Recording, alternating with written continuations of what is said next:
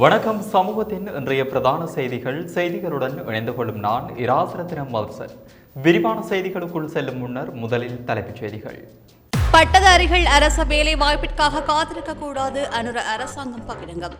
இலங்கையை வந்தடைந்தார் கீதா கோபிநாத். கொழும்பு மாநகர சபையின் ஆட்சி யார் வசம் தொடரும் கடும் போட்டி. பதுளையை போன்று கொழும்பிலும் நாமே ஆட்சி அமைப்போம். அமைச்சர் சமந்த நம்பிக்கை. தனியார் பல்கலை கல்வியியல் பட்டங்களின் தரம் குறித்து பிரதமர் ஆய்வு. கொழும்பில் இன்று மீண்டும் துப்பாக்கிச்சூடு விசாரணையில் வெளிவந்த தகவல். காணாமலாக்கப்பட்டவர்களின் அலுவலகத்தை உடனடியாக அகற்றுமாறு கோரிய தவிசாளர் எதிர்ப்பு தெரிவித்து நாளை அம்பாறையில் போராட்டம். பேஸ்புக் களியாட்டவிருந்து அதிரடியாக சுற்றி வளைப்பு. பல்கலைக்கழக மாணவர்கள் உட்பட 26 பேர் கைது. நாட்டின் பல பகுதிகளில் இன்று பலத்த காற்று. சாரதிகளுக்கு போலீசாரின் அவசர அறிவித்தல்.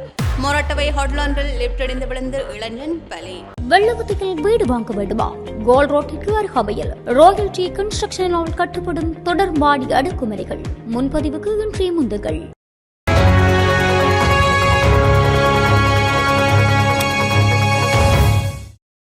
இந்த நாடு வீழ்ச்சியடைந்தமைக்கு தாமும் பொறுப்பு கூற வேண்டும் என விவசாய அமைச்சர் KD லால்காந்த தெரிவித்துள்ளார். ஐரோப்பிய ஒன்றியத்தின் அனுசரணையுடன் வழங்கப்பட்ட நெல் விதை வழங்கும் நிகழ்வில் அவர் இதனை தெரிவித்துள்ளார்.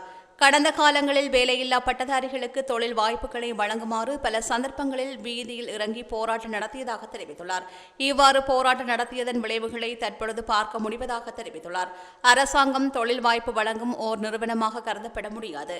இந்த நாடு வீழ்ச்சி அடைந்தமைக்கு தாம் உள்ளிட்ட அனைவரும் பொறுப்பு ஏற்க வேண்டும் என்று தெரிவித்துள்ளார். பட்டதாரிகள் அரசாங்க வேலை வாய்ப்பிற்காக காத்திருக்க கூடாது என்றும் அவர் மேலும் குறிப்பிட்டுள்ளார்.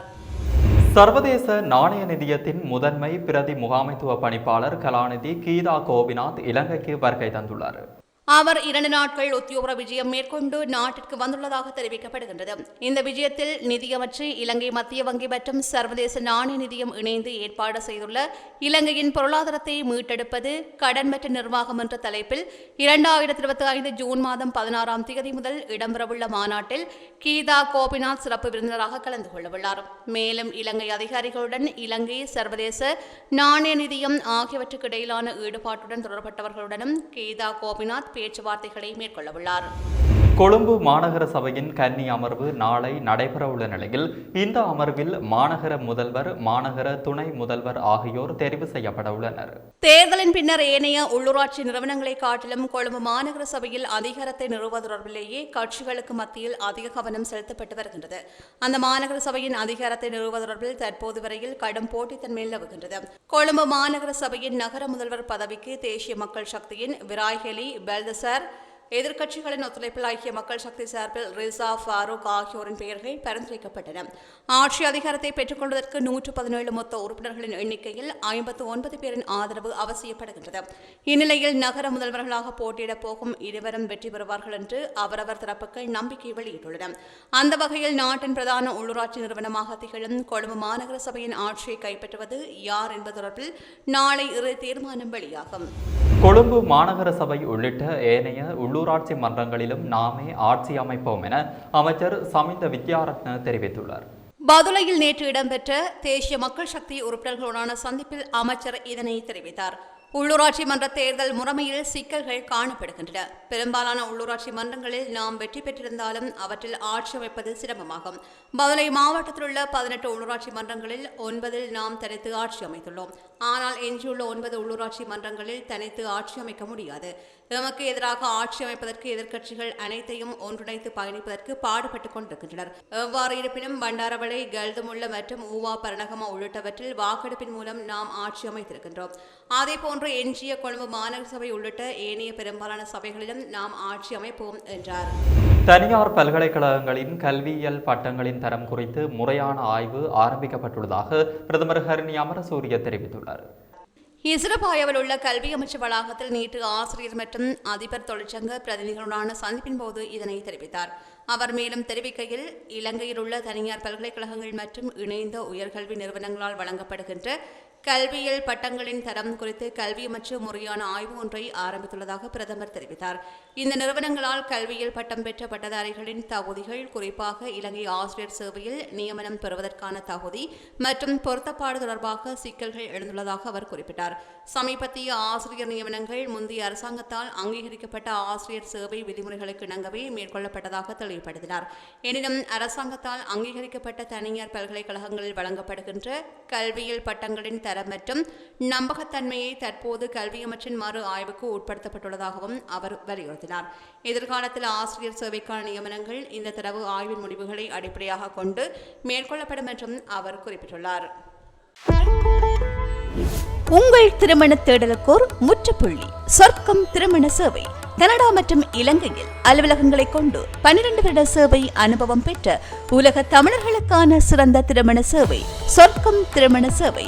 தொடர்புகளுக்கு கனடா 0014666661855, இலங்கை 07720002300.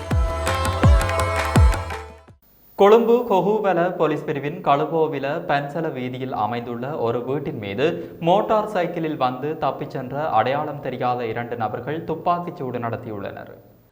இன்று அதிகாலை துப்பாக்கிச்சூடு நடந்ததாக போலீசார் தெரிவித்தனர்.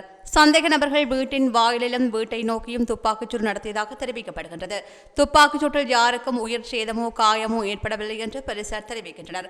விசாரணைகளின் அடிப்படையில் நிதி தகராறு காரணமாக துப்பாக்கிச்சூடு நடத்தப்பட்டதாக போலீசார் சந்தேகிக்கின்றனர். சம்பவம் தொடர்பில் கல்கிசை பிரதேச குற்றப்புலனாய்வு பணியகம் மற்றும் ஹொஹுவல போலீசார் மேலதிக விசாரணைகளை மேற்கொண்டு வருகின்றனர். அம்பாறை தம்பிலிவில் மத்திய சந்தை பகுதியில் இயங்கி வருகின்ற அம்பாறை மாவட்ட காணாமல் ஆக்கப்பட்டவர்களின் உறவுகளின் அலுவலகத்தை உடனடியாக அகற்றுமாறு மக்களின் வாக்குகளை பெற்று தவிசாளராகிய சசிகுமார் என்பவரால் அறிவுறுத்தப்பட்டுள்ளது. இதற்கு எதிர்ப்பு தெரிவித்து நாளைய தினம் காலை அம்பாறையில் போராட்டம் ஒன்று முன்னெடுக்கப்பட உள்ளது. கிளிநொச்சியில் வடக்கு கிழக்கு வலிந்து காணாமல் ஆக்கப்பட்ட உறவுகளின் சங்கத்தின் ஊடக சந்திப்பு இன்று நடைபெற்ற போது சங்கத்தின் தலைவி யோகராசா கலாரஞ்சனி இதனை தெரிவித்தார். இது தொடர்பில் அவர் மேலும் தெரிவிக்கையில், 7-8 வருடங்களுக்கு மேலாக அந்த இடத்திலே அந்த அலுவலகம் அமையப்பெற்று பல போராட்டங்களையும் பேரணிகளையும் வலிந்து காணாமல் ஆக்கப்பட்ட உறவுகள் அங்கே நடாத்தி கொண்டிருக்கின்றன. தற்போது இந்த தேர்தலின் ஊடாக பிரதேசபை தவிசாளராக நியமிக்கப்பட்டிருக்கின்ற சசிகுமார் என்பவர் அதுக்கு தடை உத்தரவை பிறப்பித்துள்ளார். அந்த இடத்திலே போராட்டங்களோ பேரணிகளோ நடத்தப்படக்கூடாதென்றும் அந்த கட்டிட அலுவலகத்தை விட வேண்டும் என்று கோரியும் அங்கே ஒரு அறிவித்தல் ஒட்டப்பட்டிருக்கிறது. அதை அறிந்த எமது அம்பாறை மாவட்ட தலைவி தம்பிராசா செல்வராணி பிரதேச சபைக்கு ஊடாக ஒரு கடிதத்தை எழுதி அதை அந்த அவர்கள் ஒட்டப்பட்டிருந்த அந்த தகவலை எடுக்குமாறும், நாங்கள் அந்த இடத்திலே பல வருடங்களாக எங்களுடைய உறவுகளை தேடி அங்கே கண்ணீரோடு எங்களுக்கான நீதியை பெற்று கொண்டிருக்கின்ற இந்த வேளையிலே நீங்கள் இப்படியான தடை உத்தரவுகளை பிறப்பித்தது தவறு என அவர் அங்கே சுட்டிக்காட்டி கடிதம் மூலம் அனுப்பியிருக்கின்றார். ஆனால் அந்த கடிதத்துக்கு அவர் எதுவித அறிவித்தலும் அல்லாட்டால் அதுக்கு ஏற்ற நடவடிக்கையுமோ அவரால் எடுக்கப்படவில்லை. ஆகவே அவர் பின்பு மனித உரிமை ஆணையகத்திலே தன்னுடைய அந்த அறிவித்தலை கோரிக்கையை விடுத்திருக்கின்றார் தம்பிராசா செல்வராணி. இருந்தும் இதுவரைக்கும் அந்த இது எடுக்கப்படாமலும் அந்த அலுவலகத்திலே தொடர்ந்தும் நாங்கள் எங்களுடைய உறவுகளை தேடுவதற்கான அந்த பணியை தொடர முடியாமலும் இருக்கின்ற போது அங்கே நாளைய தினம் 16ஆம்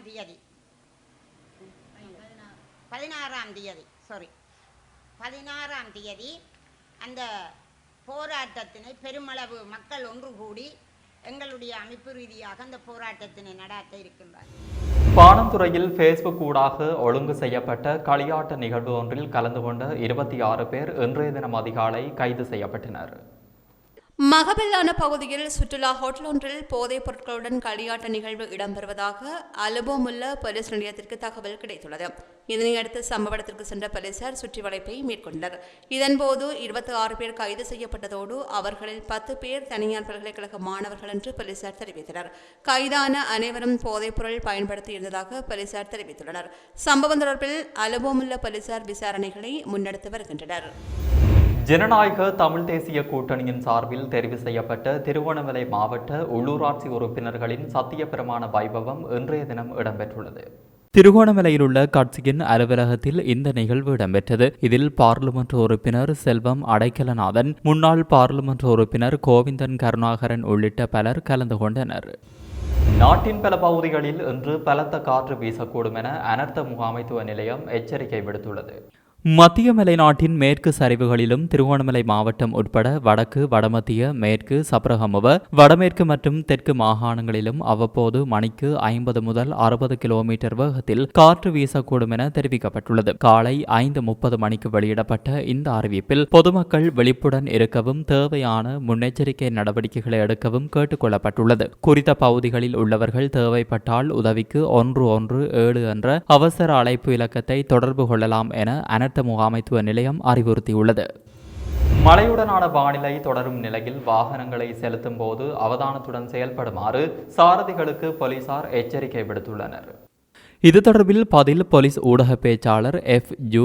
வுட்லர் மேலும் தெரிவிக்கையில், சாரதிகள் வேக கட்டுப்பாட்டுக்கு அமைய வாகனத்தை செலுத்த வேண்டும். மண் சரிவு, பனிமூட்டம், பலத்த மழை, காற்று மற்றும் வழுக்கும் வீதிகள் தொடர்பில் மிகவும் அவதானத்துடன் செயல்பட வேண்டும். அத்துடன் இரவு நேரங்களில் ஒளி விளக்குகளை மங்கச் செய்யாமல் வாகனத்தை செலுத்துமாறும் சாரதிகளிடம் கேட்டுக் கொண்டுள்ளார். மொரட்டுவையில் உள்ள ஹோட்டல் ஒன்றில் பணிபுரிந்த இளைஞர் ஒருவர் லிப்ட் இடிந்து விழுந்ததில் உயிரிழந்துள்ளதாக மொரட்டுவை போலீசார் தெரிவித்தனர். ஹோட்டலின் உள்ளக பணிகளுக்கு பயன்படுத்தப்படும் லிப்ட் இடிந்து விழுந்ததில் சிக்கி இளைஞர் உயிரிழந்துள்ளதாக போலீசார் தெரிவித்தனர். இந்த விபத்தில் உயிரிழந்தவர் பாணந்துறை அருகொட பகுதியை சேர்ந்த 19 வயதுடைய ரவீந்து வீரிஸ் என அடையாளம் காணப்பட்டுள்ளார். 4 மாடி கட்டடமாக உள்ள குறித்த ஹோட்டலின் மேல் மாடிக்கு கோப்பைகள் மற்றும் தட்டுகளை எடுத்து சென்றபோது லிப்ட் அவர் மீது இடிந்து விழுந்ததாக ஆரம்ப விசாரணைகளில் தெரியவந்துள்ளதாக போலீசார் தெரிவித்தனர். வீடொன்றில் கைபேசியை திருடிய குற்றச்சாட்டில் யாசக பெண் ஒருவரை வாழைச்சேனை போலீசார் எச்சரித்த சம்பவம் நேற்றைய தினம் இடம்பெற்றுள்ளது. சம்பவம் தொடர்பில் மேலும் தெரிய வருகையில், ஓட்டமாவடி 3ஆம் வட்டாரத்தில் யாசகம் கேட்டு வீடு வீடாக சென்ற பெண்ணொருவர் வீட்டில் இருந்த பெண்ணிடம் தேநீர் கேட்டுள்ளார். வீட்டில் இருந்த பெண் யாசகம் கேட்கும் பெண் மீது பரிதாபம் கொண்டு தேநீர் தயாரிக்க சென்ற போது அங்கிருந்த கைபேசியை சூட்சுமமாக திருடி சென்றுள்ளார். இவ்வாறு கைபேசியை திருடி சென்ற யாசக பெண் அப்பகுதியில் பொருத்தப்பட்டிருந்த CCTV கேமரா மூலம் அடையாளம் காணப்பட்டுள்ளார். அடையாளம் காணப்பட்ட யாசக பெண் வாழைச்சேனை போலீஸ் நிலையத்தில் ஒப்படைக்கப்பட்டுள்ளார். குறித்த பெண் திருடிய கைபேசியை போலீசார் உரிமையாளரிடம் ஒப்படைத்து திருடிய பெண்ணுக்கு போலீசாரால் எச்சரிக்கை விடுக்கப்பட்டுள்ளது. இவ்வாறு யாசகம் கேட்டு வரும் சிலரால் திருட்டு சம்பவங்கள் தொடர்ச்சியாக இடம்பெற்று வருகின்றமை குறிப்பிடத்தக்கது. இது தொடர்பில் அவதானமாக இருக்குமாறு போலீஸ் பொதுமக்களை கேட்டுக் கொண்டுள்ளனர். பிரபல இந்திய நடிகர் மோகன்லால் விஸ்வநாதனும் மற்றொரு இந்திய நடிகரான குஞ்சாக்கோ போவனும் படப்பிடிப்பிற்காக இன்றைய தினம் இலங்கை வந்துள்ளனர். பேட்ரியோட் என்ற படத்தின் 3 நாட்கள் படப்பிடிப்பிற்காக குறித்த நடிகர்கள் உள்ளிட்ட படக்குழுவினர் இலங்கை வந்துள்ளதாக தகவல்கள் வெளியாகியுள்ளன. இந்தியாவில் 8 மொழிகளில் இந்த படம் வெளியிட திட்டமிடப்பட்டுள்ளது. இந்தியாவின் கொச்சி நகரில் இருந்து இன்று முற்பகல் 11:20 அளவில் ஸ்ரீலங்கன் விமான சேவைக்கு சொந்தமான UL 166 விமானம் ஊடாக கட்டுநாயக்க விமான நிலையத்தை வந்தடைந்துள்ளனர். இத்துடன் சமூகத்தின் பிரதான செய்திகள் நிறைவு பெறுகின்றன. தொடர்ந்தும் சமூகத்துடன் இணைந்திருங்கள். நன்றி, வணக்கம். இது போன்ற செய்திகளை தெரிந்து கொள்ள சமூகம் நியூஸ் சேனலை சப்ஸ்கிரைப் செய்து அருகில் உள்ள பெல் பட்டனை கிளிக் செய்யுங்கள். மேலும் இது போன்ற செய்திகளை உடனுக்குடன் தெரிந்து கொள்ள சமூகமீடியா.com என்ற இணையதளத்தின் வாயிலாகவும் எங்களுடன் இணைந்திருங்கள்.